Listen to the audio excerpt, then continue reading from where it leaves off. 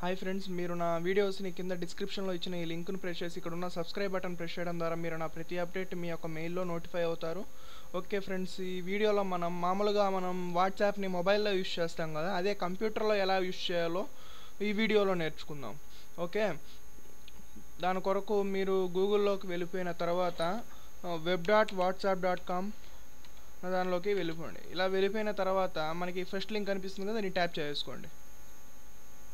దీన్ని ట్యాప్ చేసుకున్న తర్వాత మనకు అక్కడ ఒక క్యూఆర్ కోడ్ కనిపిస్తుంది ఫ్రెండ్స్. ఓకే, క్యూఆర్ కోడ్ కనిపిస్తుంది. ఆ కోడ్ని మనం స్కాన్ చేయాల్సి వస్తుంది మన మొబైల్ నుండి. ఓకేనా, మనకి శాంసంగ్ యూజర్స్కి అయితే మనకి ఇక్కడ హోమ్ బటన్ ఉంది కదా, ఈ హోమ్ బటన్ పక్కన ఈ బటన్ ఉంది కదా, దీన్ని ట్యాప్ చేసుకుంటే మనకి ఇలా వస్తుంది ఫ్రెండ్స్. ఓకేనా, ఇక్కడ మనం వాట్సాప్ వెబ్ అని ఉంది కదా, దీన్ని ట్యాప్ చేసుకుంటే మనకి ఇక్కడ ఒక ప్లస్ సింబల్ లాగా వస్తుంది ఫ్రెండ్స్. లేదంటే మనకి డైరెక్ట్గా మీ క్యూఆర్ కోడ్ని స్కాన్ చేసేమని అడుగుతుంది.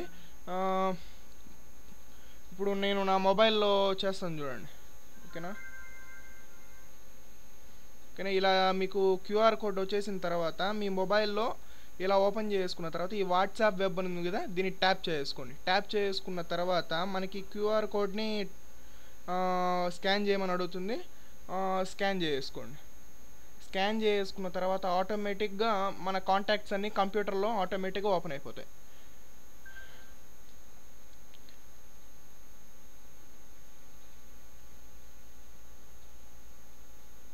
చూసారు కదా, మనకి ఇలా ఓపెన్ అయిపోతాయి. మనం మన కంప్యూటర్లో ఉన్న ఇమేజెస్ కానివ్వండి లేదా వీడియోస్ కానివ్వండి మనకి వాట్సాప్లో మన ఫ్రెండ్స్తో షేర్ చేసుకోవచ్చు. ఫ్రెండ్స్, మీకు గనక ఈ వీడియో నచ్చినట్లయితే కింద థంబ్ సింబల్లో ఉన్న లైక్ బటన్ ప్రెస్ చేయండి. మరిన్ని వీడియోస్ కోసం నా ఛానల్కి సబ్స్క్రైబ్ అవ్వండి. మీకు ఏదైనా సందేహాలు ఉంటే కింద కమెంట్ బాక్స్లో తెలియజేయండి. Thank you.